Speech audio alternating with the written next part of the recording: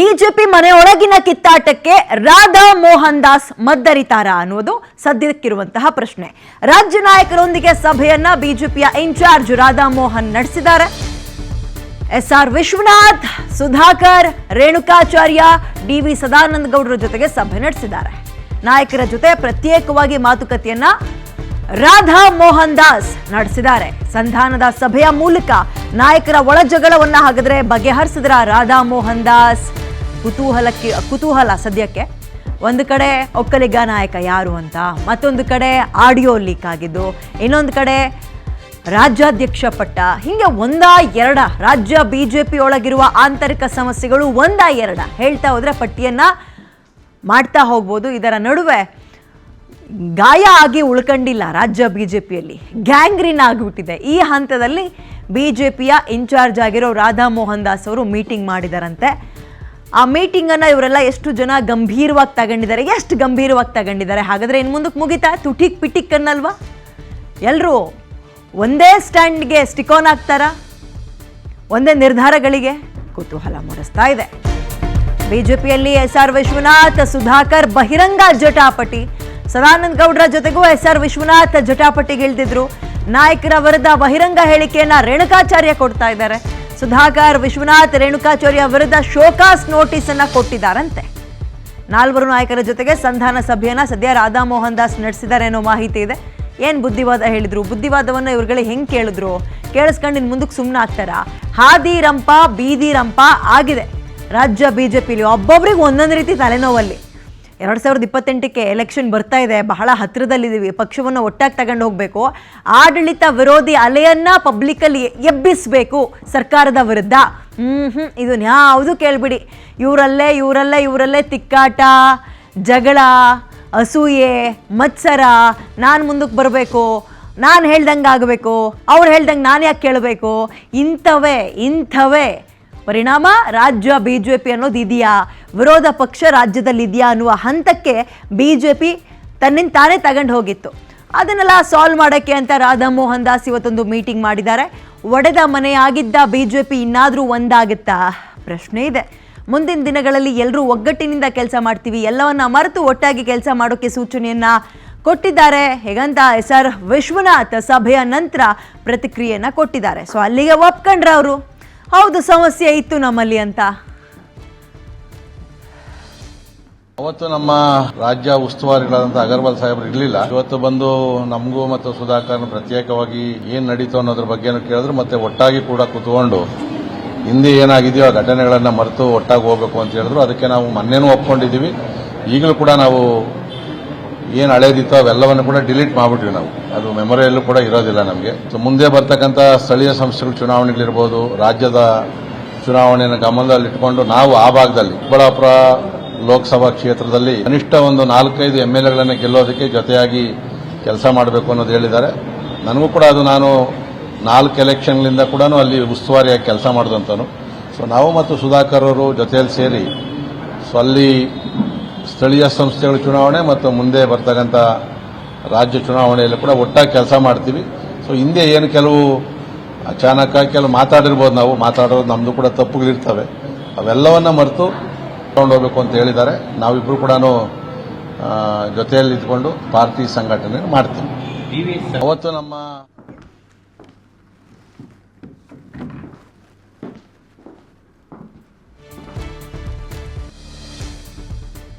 S R Vishwanath, doctor K Sudhakar ನಡುವಣ ಕದನಕ್ಕೆ ಹಾಗಾದ್ರೆ ಬ್ರೇಕ್ ಬಿತ್ತ? ಮಾತುಕತೆ ಮುಗ್ದಿದೆ, ನಮ್ಮಿಬ್ಬರ ನಡುವಿನ ಭಿನ್ನಾಭಿಪ್ರಾಯ ಅಂತ್ಯ ಆಗಿದೆ ಅಂತ ಇದ್ದಾರೆ. ಪಕ್ಷ ಸಂಘಟನೆಯಲ್ಲಿ ಎಲ್ಲವನ್ನೂ ಕೂಡ ಹೊಟ್ಟೆಯಲ್ಲಿ ಇಟ್ಕೋಬೇಕು, ಪಕ್ಷದ ದೃಷ್ಟಿಯಿಂದ ನಾವೆಲ್ಲ ಸರಿ ಉತ್ತಮ ನಿರ್ಧಾರವನ್ನು ತಗೊಳ್ತೀವಿ ಹೀಗಂತ ಸಭೆ ಬಳಿಕ ಮಾಧ್ಯಮ ಪ್ರತಿಕ್ರಿಯೆಯನ್ನ ಸಂಸದ ಡಾಕ್ಟರ್ ಕೆ ಸುಧಾಕರ್ ಕೂಡ ಕೊಟ್ಟಿದ್ದಾರೆ. ಸೊ ಇಬ್ಬರ ನಡುವೆ ಇದ್ದಂತಹ ಕಿತ್ತಾಟವನ್ನ ಅಂದರೆ ಮುಂಜೆ ಎಲೆಕ್ಷನ್ ಟೈಮಿಂದಲೂ ಇತ್ತು ಬಿಡಿ, ಟಿಕೆಟ್ ತಗೊಳ್ಳುವ ವಿಚಾರದಿಂದಲೂ ಕೂಡ ಇತ್ತು. ಬಟ್ ಅದು ಈಗ ಎಕ್ಸ್ಟ್ರೀಮ್ ಹಂತಕ್ಕೆ ಹೋಗಿತ್ತು. ಪಕ್ಷಕ್ಕೋಸ್ಕರ ಹೊಟ್ಟೆ ಒಳಗೆ ಇಟ್ಕೊಳ್ತೀವಿ, ಅದನ್ನೆಲ್ಲ ಹೊಟ್ಟೆ ಒಳಗೆ ಇಟ್ಕೋತೀವಿ ಅಂತ ಇದ್ದಾರೆ. ಮತ್ತು ಮುಂದೆ ಬರ್ತಕ್ಕಂಥ ಏನ್ ಸಭೆ ಅಂತ ಇವಾಗ ನಮ್ಮ ಕರ್ನಾಟಕದ ಪ್ರಭಾರಿಗಳು ಆಗಿರ್ತಕ್ಕಂಥ ಹಿರಿಯರು ಆಗಿರ್ತಕ್ಕಂಥ ರಾಧಾ ಮೋಹನ್ ಅಗರ್ವಾಲ್ ಜಿ ಅವರು ಕರೆದಿದ್ರು.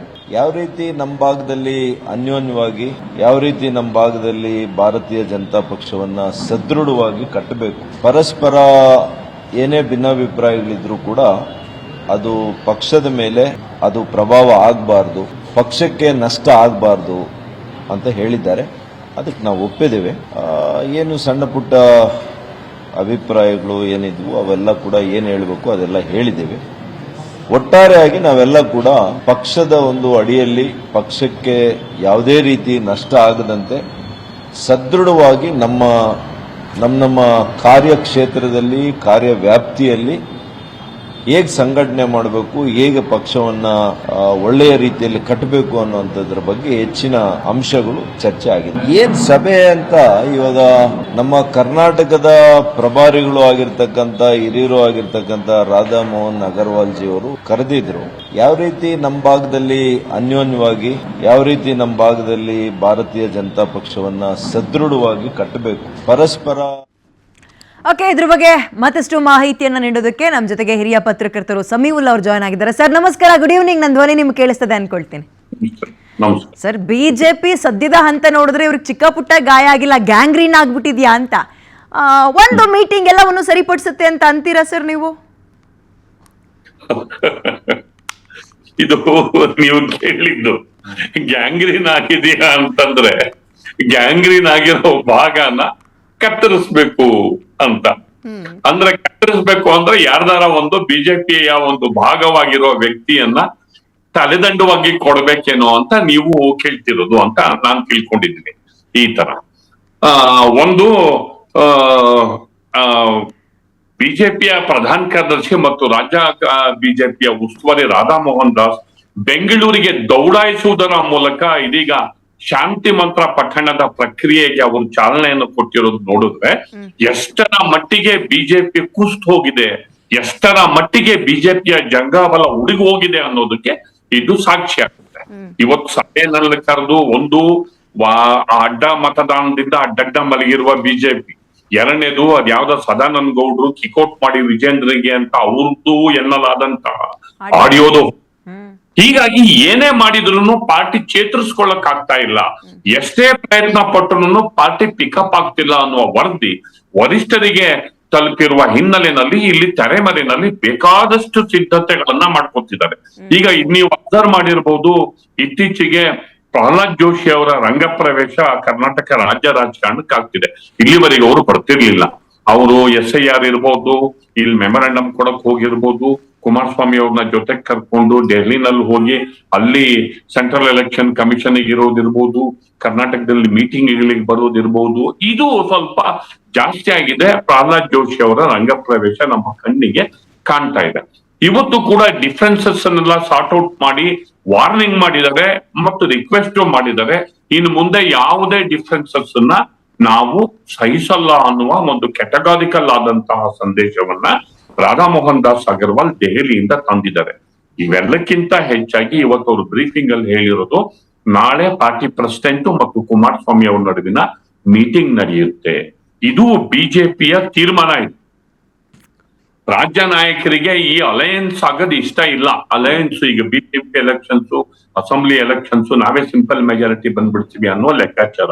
ಆದ್ರೆ ಈಗ ಟೇಕ್ ಆಫ್ ಆಗ್ದಲೇ ಇರೋದ್ರಿಂದ ವರಿಷ್ಠರಿಗೆ ಶತಾಯ ಗತಾಯ ಇಂಥದ್ದೊಂದು ಮೈತ್ರಿ ಆಗ್ಲೇಬೇಕು, ಮೈತ್ರಿಯ ಧರ್ಮದ ಪರಿಪಾಲನೆ ಆಗ್ಲೇಬೇಕು. ಇಲ್ಲದೆ ಹೋದ್ರೆ ಬಿಜೆಪಿಗೆ ಕಷ್ಟ ಅಂತ ಮನವರಿಕೆ ಆಗಿದೆ ಅವರಿಗೆ.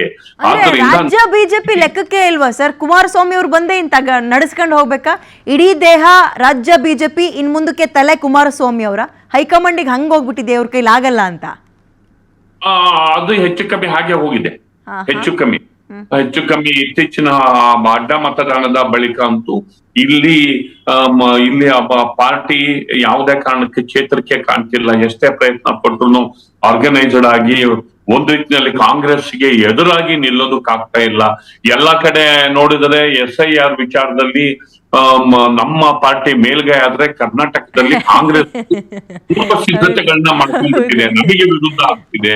ಹೀಗೆ ಬೇಕಾದಷ್ಟು ವಿಚಾರಗಳು ತಲೆಗೆ ಹೋಗಿ ನೀವು ಪ್ರಹ್ಲಾದ್ ಜೋಶಿ ಬರ್ತಿರ್ಲಿಲ್ಲ, ಅಬ್ಸರ್ವ್ ಮಾಡಿದ್ದೀರಾ? ಪ್ರಹ್ಲಾದ್ ಜೋಶಿಗೂ ಜವಾಬ್ದಾರಿ ಕೊಟ್ಟಿದ್ದಾರೆ. ಆಮೇಲೆ ಕುಮಾರಸ್ವಾಮಿ ಅವ್ರನ್ನ ಮುಂದಿಟ್ಕೊಂಡು ಒಬ್ಬ ಸೀನಿಯರ್ ಲೀಡರ್ ಇರ್ತಾರೆ, ಅವ್ರ ಜೊತೆಗೆ ನಾವು ಒಂದು ಗಟ್ಟಿಯಾದಂತಹ ಮೈತ್ರಿ ಧರ್ಮ ರೂಪಿಸ್ಕೊಂಡು ಪಕ್ಷ ಕಟ್ಟಣ ಅಂತ ಇನ್ಸ್ಟ್ರಕ್ಷನ್ ಇದೆ. ಅವರು ಬ್ರೀಫಿಂಗ್ ಅಲ್ಲಿ ಹೇಳಿದ್ದಾರೆ ಇವತ್ತು. ನಾಳೆ ಮೀಟಿಂಗ್ ನಡೆಯುತ್ತೆ ಅಂತ, ಯಾರು ಕುಮಾರಸ್ವಾಮಿಗೂ ಪಾರ್ಟಿ ಪ್ರೆಸಿಡೆಂಟ್ ನಡುವೆ ಮೀಟಿಂಗ್ ನಡೆಯುತ್ತೆ ಅಂತ ಹೇಳಿದ್ದಾರೆ. ಇವೆಲ್ಲ ಪಾರ್ಟಿ ಕಟ್ಟೋದಕ್ಕೆ ತೆರೆಮರೆಯಲ್ಲಿ ನಡೀತಿರುವ ಪೂರ್ವ ಸಿದ್ಧತೆಗಳಾದ್ರೂ ಪೂರ್ವ ಸಿದ್ಧತೆಗಳು ಅಂತಲಾದ್ರೂ ತಿಳ್ಕೋಬಹುದು, ಅಥವಾ ದೊಡ್ಡದೊಂದು ವಿದ್ಯಮಾನ ಸಂಭವಿಸುವ ಮೊದಲು ನಡೆಸ್ತಿರುವಂತಹ ಪೂರ್ವ ಸಿದ್ಧತೆ ಅಂತಲೂ ತಿಳ್ಕೋಬಹುದು. ಸರ್, ಈಗ ಅದೊಂದು ಇಂಗ್ಲಿಷಲ್ಲಿ ಸೇಸೆ ಇದೆಯಲ್ಲ sir, too many cooks spoil the food ಅನ್ನೋ ರೀತಿಯಲ್ಲಿ ರಾಜ್ಯಾಧ್ಯಕ್ಷರಿಗೆ ಆ ನಾಯಕತ್ವದ ಕ್ವಾಲಿಟಿ ಇದೆಯಾ ಅಂದ್ರೆ ಡೆಫಿನೆಟ್ಲಿ ಅವರು ರಾಜ್ಯಾಧ್ಯಕ್ಷರಾಗಕ್ಕಿಂತ ಮುಂಚೆ MLA ಆಗಕ್ಕಿಂತ ಮುಂಚೆಯೂ ಪ್ರೂವ್ ಮಾಡ್ಕೊಂಡಿದ್ದಾರೆ. ಬಟ್ ಈಗ ಹೆಂಗಾಗ್ತಾ ಇದೆ ಅಂದ್ರೆ ಒಳಗಿರೋರೇ ಬಿಡ್ತಾ ಇಲ್ವಾ ಅಂತ, ನಾನೂ ಲೀಡರು ಅಂತ ಮನೆ ತುಂಬಾ ಅಡ್ಗೆ ಭಟ್ರು ಸೇರ್ಕೊಂಡು ಪಕ್ಷವನ್ನ ಹಾಳು ಮಾಡ್ತಾ ಇದ್ದಾರೆ. ಒಬ್ಬ ನಾಯಕನನ್ನ ಬಲವಂತವಾಗಿ ಹಿಂದೂ ಕೇಳಿತಾ ಇದ್ದಾರೆ. ಇವರು ಬೆಳೆಯೋಕ್ಕೂ ಬಿಡ್ತಾ ಇಲ್ಲ, ಪಕ್ಷವನ್ನ ಹಾಳು ಮಾಡ್ತಾ ಇದ್ದಾರೆ. ಹಿಂಗ ಅನ್ಬೋದ ರಾಜ್ಯ ಬಿಜೆಪಿಯ ಸದ್ಯದ ಪರಿಸ್ಥಿತಿಯನ್ನ? ಈಗ ವಿಜೇಂದ್ರ ಅವ್ರನ್ನ ಬದಲಾವಣೆ ಪ್ರಕ್ರಿಯೆಗೆ ವರಿಷ್ಠರು ಕೈ ಹಾಕಿದ್ದೆ ಆದ್ರೆ ಅದಾದ ಹೊತ್ತಿಗೆ ಬರುವಂತಹ ಪ್ರತಿಕ್ರಿಯೆಗಳು ಯಾವ ರೀತಿ ಇರ್ತವೆ ಅನ್ನೋದನ್ನ ನೀವು ಹೇಳ್ತಿದ್ದೀರಿ. ಒಂದು ಯಡಿಯೂರಪ್ಪ ಅವರನ್ನ ಭಾರತೀಯ ಜನತಾ ಪಕ್ಷದ ಒಳಗೆ ಯಾವ ಶಕ್ತಿಗಳು ಅವರಿಗೆ ಹಿಂಸೆಯನ್ನ ಕೊಟ್ಟು ಅವರಿಗೆ ಸಮಸ್ಯೆಯನ್ನ ಮಾಡಿ ಅವ್ರನ್ನ ಪದೇ ಪದೇ ಅಧಿಕಾರದಿಂದ ಕೆಳಗಿಳಿಸಿದವೋ ಅದೇ ವ್ಯಕ್ತಿಗಳು ಅದೇ ಶಕ್ತಿಗಳು ಇದೀಗ ವಿಜೇಂದ್ರ ಹಿಂದೆ ಬಿದ್ದಿವೆ ಅನ್ನೋದು ಯಡಿಯೂರಪ್ಪ ಬೆಂಬಲಿಗರ ವಾದ, ಅವರ ಗಾಢವಾದ ನಂಬಿಕೆ. ಇವತ್ತು ರೇಣುಕಾಚಾರ್ಯನ ಕರೆದ್ಬಿಟ್ಟು ವಾರ್ನ್ ಮಾಡಿದಾರಲ್ವಾ, ಅವರು ಆ ಸ್ಟೇಟ್ಮೆಂಟ್ ಅನ್ನು ಮಾಡಿದಕ್ಕೇನೆ ಅವರು ಆ ಗುಂಪಿನ ಪ್ರಮುಖವಾದಂತಹ ವಕ್ತಾರರು. ಹೀಗಾಗಿ ಒಂದು ವೇಳೆ ವಿಜೇಂದ್ರ ಅವ್ರನ್ನ ಮುಟ್ಟಕ್ ಹೋದ್ರೆ ಏನಾಗುತ್ತೆ ಅನ್ನೋದರ ಪರಿಣಾಮ ಕೂಡ ಅದಾಗುತ್ತೆ. ಈಗ two money leaders will spoil, two money cooks will spoil the dish ಅಂದ್ರೆ ಹಂಗೆ ಆಗೋದು. ಈಗ ಇದ್ದಕ್ಕಿದ್ದಾಗೆ ಇವರು ಸುನೀಲ್ ಕುಮಾರ್ ಅವರಿಗೆ ಜ್ಞಾನೋದಯ ಆಗಿ ಹಿಂದುಳಿದ ವರ್ಗಗಳ ವರದಿ ಏನಾಯ್ತು ಅನ್ನುವ ಪ್ರಶ್ನೆ ಎತ್ತಿದ್ದಾರೆ. ಅಂದ್ರೆ ಹಿ ವಾಂಟ್ ಟು ರಿಜಿಸ್ಟರ್. ಅವರು ಒಬ್ಬ ನಾಯಕನಾಗಿ ಹೊರಹೊಮ್ಮೋದಕ್ಕೆ ಈ ಕಾಂಪಿಟೇಷನ್ ಅಲ್ಲಿ ಪ್ರಯತ್ನ ಅವ್ರು ನಡೆಸಿದ್ದಾರೆ. ಅಲ್ಲಿ ಅವ್ರೇನು ಲೀಡರ್ ಆಫ್ ಅಪೋಸಿಷನ್ ಪ್ರಯತ್ನ ಪಡ್ತಾರೋ, ಪಾರ್ಟಿ ಪ್ರೆಸಿಡೆಂಟ್ ಪ್ರಯತ್ನ ಪಡ್ತಾರೋ ಅದಿನ್ನೂ ಕನ್ಫರ್ಮ್ ಆಗಿಲ್ಲ. ಇನ್ನು ಒಂದ್ ಗುಂಪು ಮೊದ್ಲಿಂದಲೂ ಬೆಲ್ಲದು, ಆ ಗುಂಪೆಲ್ಲ ಮೊದ್ಲಿಂದಲೂ ನಡ್ಕೊಂಡ್ ಬರ್ತಾ ಇದೆ. ಬೆಲ್ಲದವರಿಗೆ ಪಾರ್ಟಿ ಕಟ್ಟೋ ಶಕ್ತಿ ಇದೆಯಾ ಅನ್ನೋದು ಒಂದ್ ಪ್ರಶ್ನೆನೆ. ಅವರು ಚರಿಸ್ಮ್ಯಾಟಿಕ್ ಲೀಡರ್ ಇದ್ದಾರ ಅಥವಾ ಸಮುದಾಯ ಅವರಿಂದ ನಿಲ್ಲುತ್ತಾ ಅನ್ನೋದು ಕೂಡ ಪ್ರಶ್ನೆ. ಹೀಗಾಗಿ ಬಿಜೆಪಿನಲ್ಲಿ ಒಂದು ಫ್ಲೂಯಿಡ್ ಸಿಚುಯೇಷನ್ ಕ್ರಿಯೇಟ್ ಆಗಿದೆ. ಅದು ಯಾವ ದಿಕ್ಕಲ್ಲಿ ವರ್ಕ್ ಆಗುತ್ತೋ ವರಿಷ್ಠರು.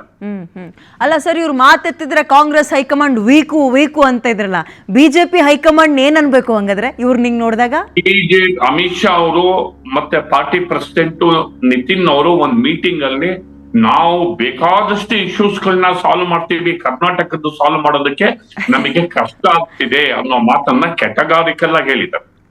ಅವ್ರನ್ನ ಲೀಡರ್ಗಳಿಗೆ ಈ ಮಾತನ್ನ ಸ್ಪೆಸಿಫಿಕ್ ಆಗಿ ಹೇಳಿದ್ದಾರೆ. ಬಟ್ ಈಗ ನೋಡ್ಬೇಕು, ಈಗ ನಾಳೆ ಕುಮಾರಸ್ವಾಮಿ ಅವ್ರ ಜೊತೆ ಮಾತಾಡ್ತಾರೆ ಅಂತ ಇದೆ. ಆ ಮಾತುಕತೆ ಫಲಿತಾಂಶ ಏನಾಗುತ್ತೆ ಮೈತ್ರಿ ವಿಚಾರದಲ್ಲಿ? ಇಲ್ಲಿವರೆಗೆ ಒಂದು ಕೋಆರ್ಡಿನೇಷನ್ ಇಲ್ಲ. ಈಗ ಅಡ್ಡ ಮತದಾನದಲ್ಲೂ ಹಂಗೆ ಆಗಿದ್ದು, ಕೋಆರ್ಡಿನೇಷನ್ ಇಲ್ಲದಲ್ಲೇ ಮತಗಳು ಯಾವ್ದು ಮತಗಳು ಎಲ್ಲಿ ಹೋದ್ವು ಅನ್ನೋದೇ ಗೊತ್ತಾಗ್ದಲೇ ಫಜಿತಿ ಆಯ್ತು. ಇವೆಲ್ಲದಕ್ಕೂ ಕೂಡ ಈಗ ಬಿಜೆಪಿ ಹೈಕಮಾಂಡ್ ಮದ್ದು ಅರಿಯೋ ಕೆಲಸವನ್ನ ಆರಂಭ ಮಾಡಿದೆ. ಮದ್ದರಿತಾರೋ ಏನು ಮದ್ದಿಗೆ ಮದ್ದಾಕ್ಬಿಡ್ತಾರೋ ಗೊತ್ತಿಲ್ಲ. ಸರ್, ವಿರೋಧ ಪಕ್ಷ ಅಂದ್ರೆ ಅದೊಂದು ಭಯ, ಮೂಗ್ದಾರ ಹಾಕಬೇಕು, ಶಾಡೋ ಸಿಎಂ ಅಂತ ಅನ್ನಿಸ್ಕೊಳ್ಬೇಕು. ಒಂದೇ ಒಂದು ಲಕ್ಷಣವೂ ಕಳೆದ 3 ವರ್ಷದಲ್ಲಿ ಬಿಜೆಪಿಯಲ್ಲಿ ಕಾಣಿಸ್ತಾ ಇಲ್ವಲ್ಲ ಅಂತ. ಆಡಳಿತ ವಿರೋಧಿ ಅಲೆನ ಎಬ್ಬಿಸ್ಬೇಕು ಸರ್ಕಾರದ ವಿರುದ್ಧ, ಆಗ್ತಾ ಇಲ್ವಲ್ಲ ಸರ್. SIR ಇಡೀ ದೇಶದಲ್ಲಿ ಒಂಥರ ಆಗುತ್ತೆ, ಬಿಜೆಪಿ ಪರವಾಗುತ್ತೆ, ರಾಜ್ಯದಲ್ಲಿ ಉಲ್ಟಾ ಆಗುತ್ತೆ. SIR ಆಯ್ತಾ, ಬಿಡದಿ ತಗೊಳ್ಳಿ, ಎಂತ ಒಂದು ಒಳ್ಳೆ ಅಸ್ತ್ರ ಸರ್. ಬಳಸ್ಕೊಂಡ್ರ? ಇಲ್ಲ. ಬರ, ರೈತರು ಪರವಾಗಿ ನಿಂತ್ಕೋಬಹುದು. ಸಾಲ ಅಂತ ಬಂದಾಗ ರೈತರು ಪರವಾಗಿ ನಿಂತ್ಕೋಬಹುದು. ಸಮೀಕ್ಷೆ ಅಂತ ಮಾಡಬಹುದು. ಯಾವುದನ್ನೂ ಬಳಸ್ಕೊಳ್ತಾ ಇಲ್ವಲ್ಲ. ಯಾಕೆ ಹಿಂಗಾಗ್ಬಿಡ್ತು ಬಿಜೆಪಿ? ಇಡೀ ದೇಶದಲ್ಲಿ ಕಮಲ ಕೇಸರಿ, ರಾಜ್ಯದಲ್ಲಿ ಇರೋದ್ನು ಏನೋ ಅವ್ರ ಚಿಹ್ನೆ ಇದೆಯಲ್ಲ, ಕಮಲಕ್ಕೆ ತೊಟ್ನೆ ಮುರಿತಾ ಇದಾರಲ್ಲ ಇವರು ಅಂತ.